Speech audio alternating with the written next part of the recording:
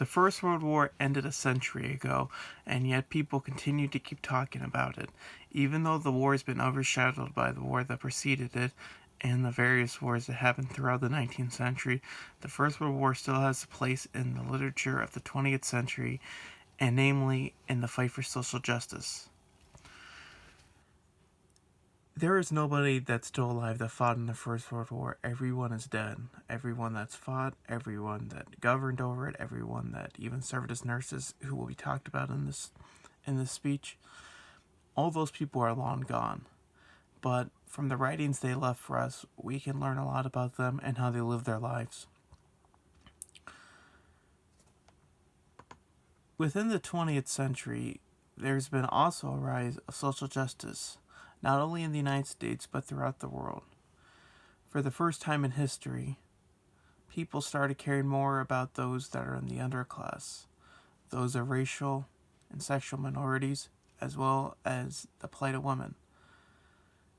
The research I've done for the First World War, and when it comes to shell shock and the woman that had it, it reflects a trend in our society and throughout history to ignore the plight of these women who fought in the war, not with guns like the men on the field, but they fought with the knowledge they had about trying to help these men. They helped these men recover, and yet the society they lived in did not allow them to express the mental difficulties that they experienced at what they saw during the war. If it was not for the fights of the feminists in the 1920s, and the 19-teens, and the 1960s, 1970s, and so on, if it was not for the civil rights movement in the United States, historians may not have even tried to cover this event. There is a lot of information about this event, but it is hidden. A lot of it's hidden in the different countries' natural archives, and it has to be acknowledged that because there's a lot of information that I could not gather from this study because I don't have the whereabouts to get that knowledge. But there's been some that have done research on this topic, and because of those people, I was able to complete this project. What is Shellshock Syndrome?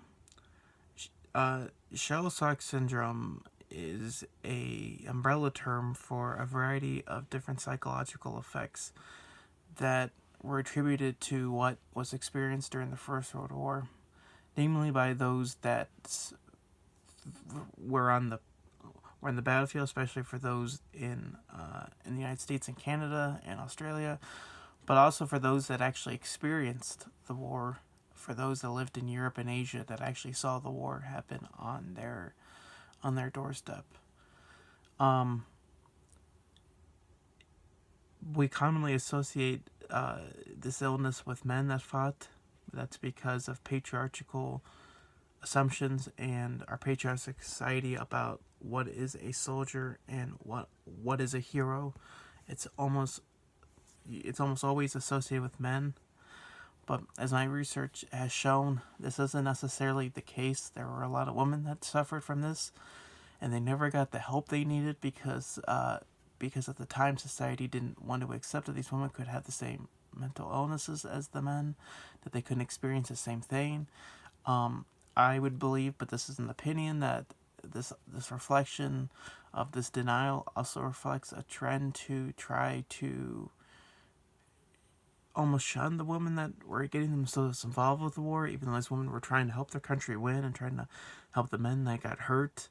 I'm talking about the nurses here. They tried to help the men, and society didn't want to listen to them. Now, there are several books that have been done about this topic that I had to use to do this project, and that without them, this project could not have been completed. One of them is Veiled Warriors, done by Christine Hallett. I thought it was worth noting that she's the professor of nursing history at the University of Manchester in UK. And also in the UK, she also works in societies that deal with the history of nurses during the war, during the First World War. It's worth noting that because it shows that this woman is an expert on her topic and should be considered one. She wrote in her book, and I quote, But even if they were not in direct danger, nurses experience the distress of witnessing the suffering of their badly injured and sometimes irreparably maimed patients. Those who wrote later of their wartime work described feeling haunted by their experiences. For this project, I focused on the literature that is out there written by these women, and the gist I got from these women is just that they felt haunted by their experiences, that they were not able to move on from the war, even though they never shot a gun, or even though they weren't causing the damage on the field. They were traumatized by what they saw. One such case that was talked about in some of the sources about this topic, but I can never find a 100% direct proof that this actually happened. So I didn't do this as part. I didn't really include this very much as part of my official study, because I don't want to talk about something that I can't prove. But there was a repeated claim that there was a woman named Elizabeth Huntley in England, that she was a civilian. She was not on the battlefield, but she was so traumatized by the hearing of the dropping of all the different bombs during the war, that the claim is that she beheaded her own daughter. But I didn't, which I would feel that there would be a lot more evidence for this if this actually happened, but I didn't find that. So what I'm saying is that this case, the fact that the society at the time would have had stories like this prove that to the people of England especially, Shellshock Syndrome was associated with people that were traumatized, that people were aware that this was a thing. Even if they didn't like to admit it, they were aware there were people suffering with this. And perhaps there would have been more women that would have been diagnosed with this, such as this case, if more people were aware of it. They're more aware that women could get it. I find this supposed case very interesting, because it does prove that there was some, even if with just a little bit of assumption that women could have got this illness. But as my research showed, a lot of these other women were denied that claim because they didn't experience the battle themselves.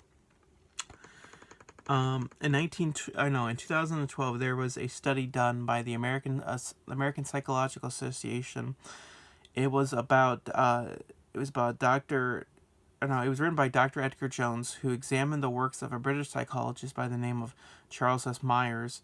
He campaigned for the British military to take Shellshock Syndrome seriously. If it wasn't for Myers, it's very possible that the British would have continued to associate the illness with cowardice, which is really what like the official work claimed. It's worth noting that since the end of the war, modern militaries have continued to accept that this sort of illness is real. But it really was because of the work of Myers that they started doing that. Myers tested different men who claimed to have this illness, and as I said in the beginning, that this illness is not a one-size-fits-all. People have different experiences. Some of these men experience confusion, head trauma, nightmares, headaches, and so on. Which does show that this is a psychological illness. It's not necessarily a physical illness. It's just it is all in the head.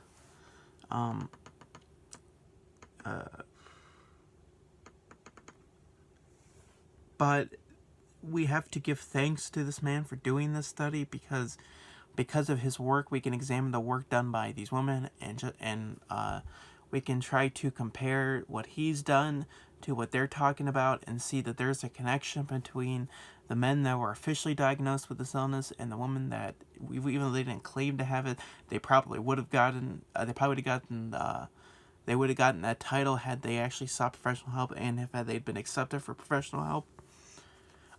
In my study, I found a North Canton man who's from England. His name is Steve Williams.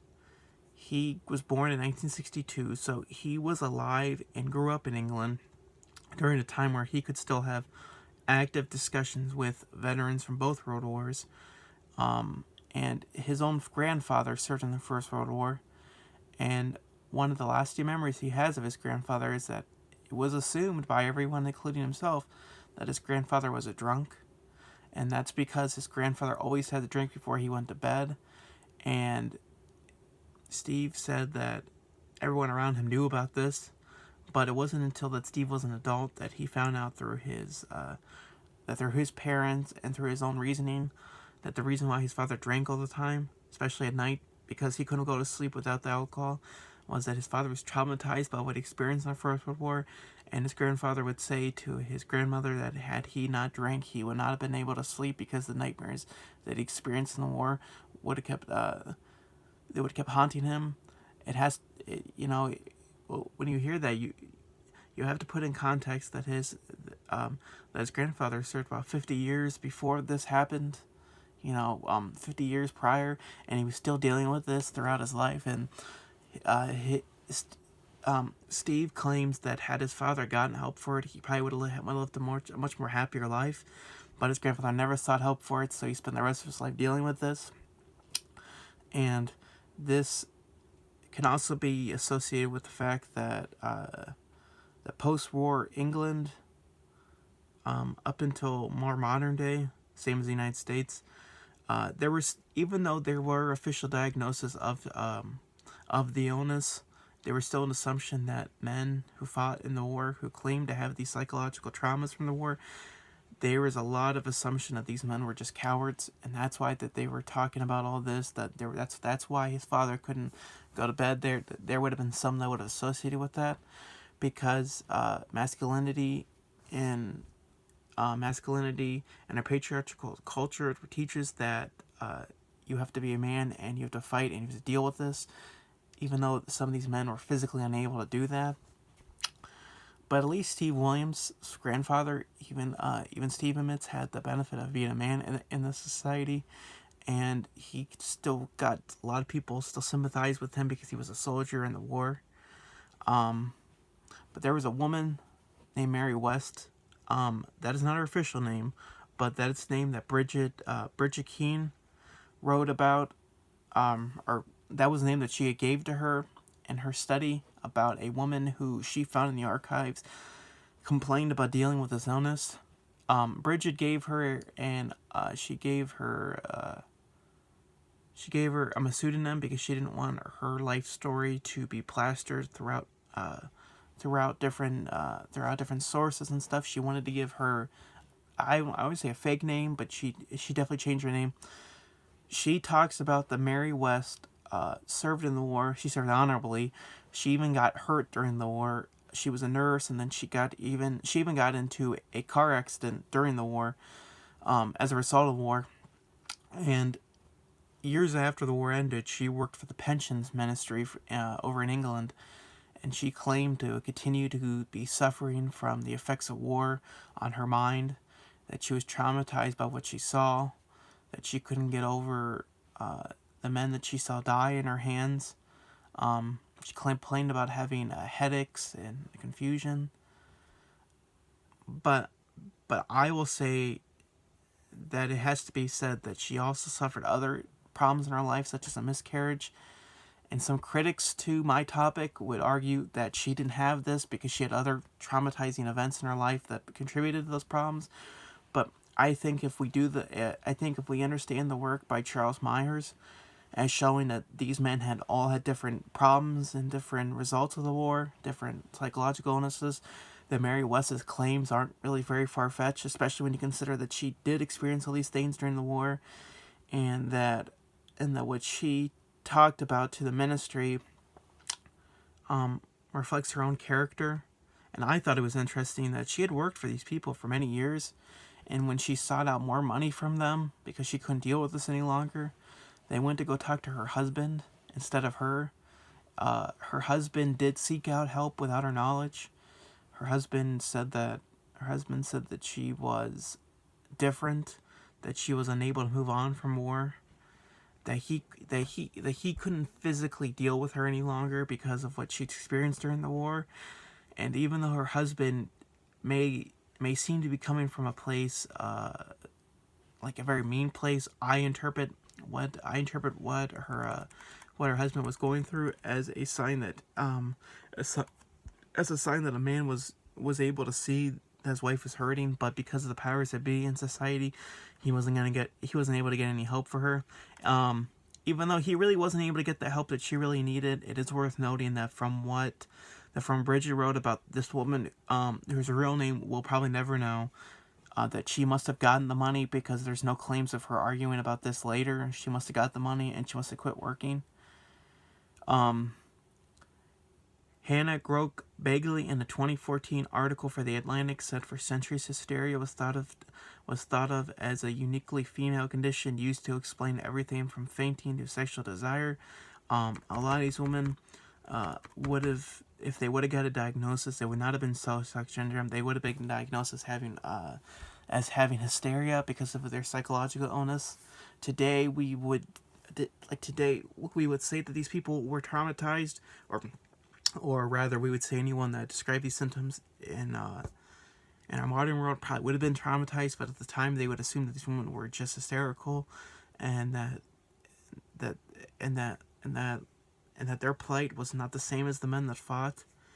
But what the one book that I study that I think is the best example of these women being capable of having Shellshock syndrome, and an example of women actually writing about that, is the case of Vera Britain's Testimony of Youth.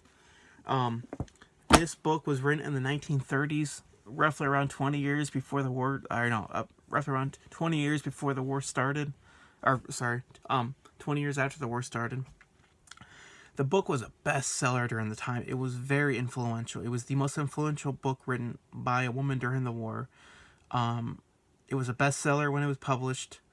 During the 1970s, it had a resurgence because there was a television miniseries based about this that was published in England, or that was produced in England rather. In more recent years, it finally got a film adaptation a couple years ago, and it brought resurgence to the book. The reason why this book was the most influential has to be because this book does not feel like it was written with an agenda. The author wrote a semi-autobiographical account of her own life.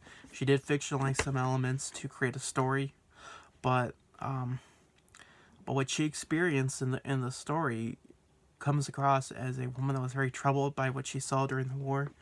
She originally enlisted because her brother and her fiance enlisted, amongst other people she may have known, but those are the main people. Both died during the war. Her relationship with her fiance is legendary in the literature of post-war England, and that's what the movie of that was a movie that was released a couple years ago based on the book really focused on. Her relationship with him, the fact that he died during the war traumatized her, amongst the other things that she saw. But what I gather from this book is that the author Vera Britain was really trying to come across as very stoic and very masculine. Every time a woman that she was around would act frantic or worried, Vera would consistently try to present herself as above that. She would sometimes downplay the experiences by her fellow nurses by saying that they were just being weak. She even claims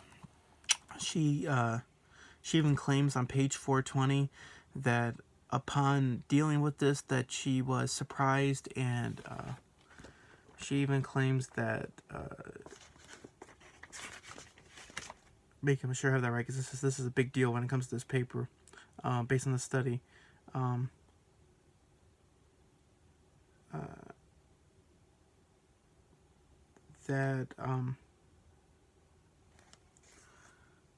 Let me see.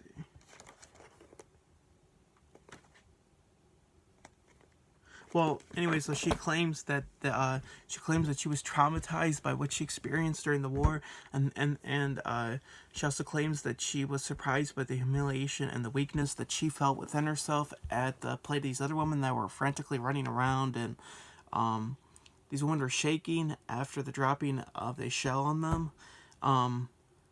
What I got from her account is that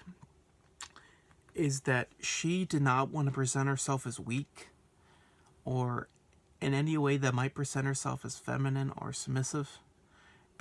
Submissive as in the way the women were treated during the time, because she wanted to write a book that connected to the men that fought in the war. And I think this is very evident by the fact that throughout the book, she consistently highlighted the work done by her fellow males, by the men in the war, but she never really highlighted or lifted up the women that were in the war.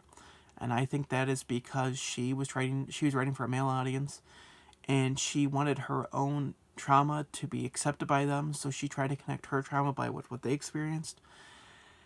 And this is not far-fetched, because in a review for the book for the Duke University Press, Richard Badehausen argues that this book is a good example of how someone deals with trauma. And this gentleman cites a study, considered a famous study by Judith Herman, where she says that trauma victims have shown that recovery can only take place within the context of relationships. It cannot occur in isolation. And what that means is that Vera Britain did not write this story just to entertain people. She didn't write this story to become a bestseller. She wrote the story, if you really read the writing, she wrote the story to try to connect with people that fought in the war, that she wanted to get her traumatized experiences of the war out there so that she could have an audience with people to talk to, and hopefully some people would understand what she went through.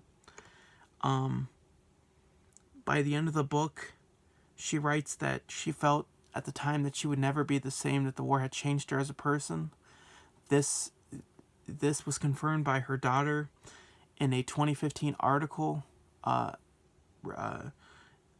daughter, Shirley Williams, was talking about the movie that was about to be released when it comes to the book. And she confirms that her mother never recovered from the war. She said throughout the rest of her life, her mother was consistently she was a withdrawn person. She couldn't really seem to show emotions, and she was consistently on the edge. And that completely reflects the studies done by Charles Myers, where the victims that he talked to who experienced Shellshock Syndrome, they all account that they were changed people, and that they were unable to experience or rather deal with some of the emotions that they experienced during the war. Another example that I dealt with when it comes to this topic, this does not have a cover, but it is the First World War Diaries of Emma Duffin. You can just type in Emma Duffin online and you will find this book yourself. It is a recently published edition of a series of diary notes that the woman Emma Duffin wrote when she worked for the Irish Irish wing of the British Nurse Association. She wanted to volunteer. She wanted to help England out. She wanted to help the men that were fighting out. So she enlisted. Her story is not as detailed as the work done by Vera Britain, because this is not a novel. But she does say, just as Britain, she claims that by the end of it, she knew that she was changed, that she didn't really want this ride to end because she didn't want to have to go face society after what she experienced during the war. That book is a more recent book, but it does help the historiography of the topic. But what I think is the other book that you can really gain a lot from this war is another novel called We That Were Young by Irene Rathburn. This book also is semi-autobiographical, and it talks about Irene's account during the war. What separates that in the book by in the book by Vera Britain is that this book was more of a novel. It was less of an autobiographical account as much. I mean, there were still elements of her own life in it, but it's more of a novel. This book may not have gotten as popular as Vera Britain's book because this book dealt a lot with a lot of feminist issues and a lot of suffragette issues, and during the patriarchal time of the First World War and after that, it may not have gotten the same reception that Britain's book did, which mostly just talked about the war and the trauma she felt. Irene Rathbun's book mostly focused on the life of a suffragette during the war, but just as the other two authors did on the last page of the book, she claims that she didn't like how she was by the end of the war, that she was a changed person, that the war denied her a normal life, and she was a big advocate for peace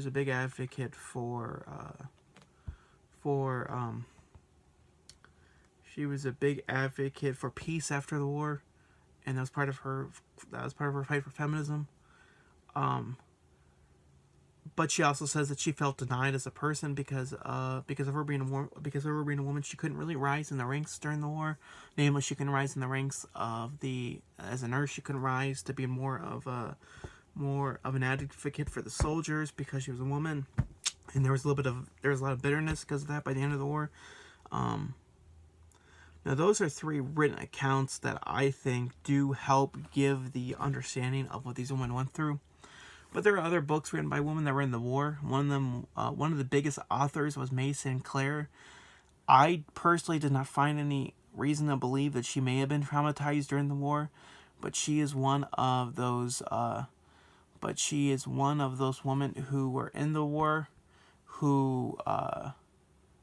She's one of those women who wrote about her own experiences in terms of using fiction books.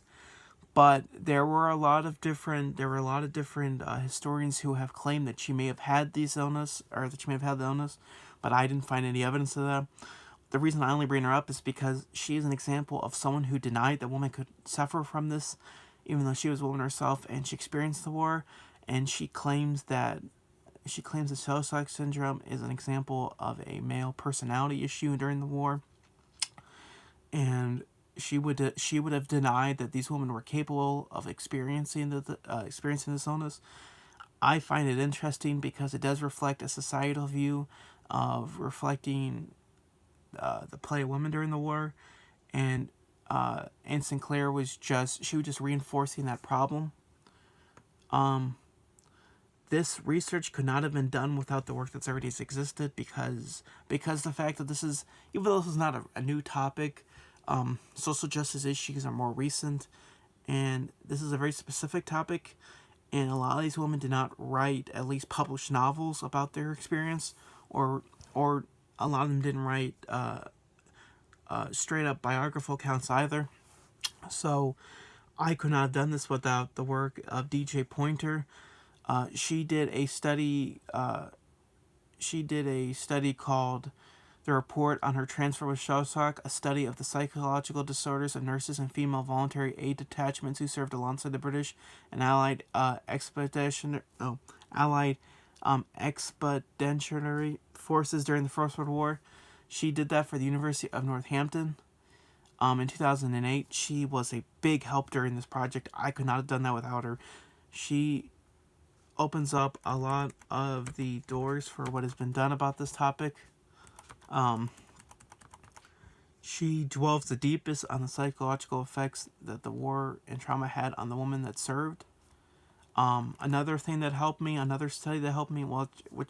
this was not as comprehensive, but it did help, was Jolie Durr's work for the University of Illinois at Chicago in 2011 about it was about PTSD and how it's been perceived with women. Her work, Gender, Veterans, Women, and the Social Construction of Post-Traumatic Stress Disorder, gave me a more of a background understanding about what these women went through. She focuses a lot on the work done by women in Vietnam. And finally, Andrew Konka's 2001 thesis for Purdue University The Inward Screams, Shellshock Narrative in the 20th Century British Culture. In 20th Century British Culture. This work is not as much of a historical piece as the other two were. This is more of an English literary analysis. But this work opens up a lot of the books that are out there about this topic, because Andrew spent considerable time studying this. Without him, I would not have heard about this book. Neither would I have heard about the work done by Vera Britain. Andrew helped me with that, and I could have done that without him. I bring these three stories up, or rather, I bring these three theses up, because all this information helps you learn more about these women and what they experienced during the war. There is only so much that's out there. If you do initial searches on the internet, you have to go into the archives. You have to study this for yourself. My work done by the three novels that are, or rather, like the work I've done by like the three main books I talked about, was a lot of that was my interpretation, but that interpretation was influenced by the work done by these three scholars. When you read these books and you account by this, and when you account for the work done by Charles Myers over a century ago, you see a connection that these women were all traumatized, that they all dealt with headaches, confusion, nightmares. They were unable to deal with emotions properly. They were unable to get on with their lives. It is sad that there's nobody left in the war that's alive, and these women have all been gone for a long time. They really never got the help they needed. Neither did Steve Williams' grandfather, but that's because of the social view of Shellshock Syndrome. While it was accepted well after the war that this had been a thing, many of these people, including Vera Britain, including Irene Rathbone, including Emma Duffin, including Steve Williams' grandfather, all these people had lived with it for years, and a lot of them didn't want to get help. They had just accepted this is what their life was. They were so traumatized by the war, they couldn't see the need for help, even though their own life shows that they should have gotten it. These women cannot get the help that they needed, but we can now look back with our lives and examine how people dealt with the war and how we deal with psychological traumatic disorders in war today. There's much work to be done about this. This is really only an introduction about this topic. You can go into much further information that proves that women were capable of getting a Shellshock syndrome. They were capable of dealing with the illness. If society had been more willing to accept it, they probably would have got more help. I hope you got something from my study. I hope I inspire you to do more research about this. There's a lot that can be learned about the topic, and this is just an introduction. So I hope you all take care during this time. I hope you all look up the women that I talked about, and I hope you all reflect on how lucky we are to live in a time where you can get psychological help for your illnesses. And I hope we all learn from these people's experiences. Thank you.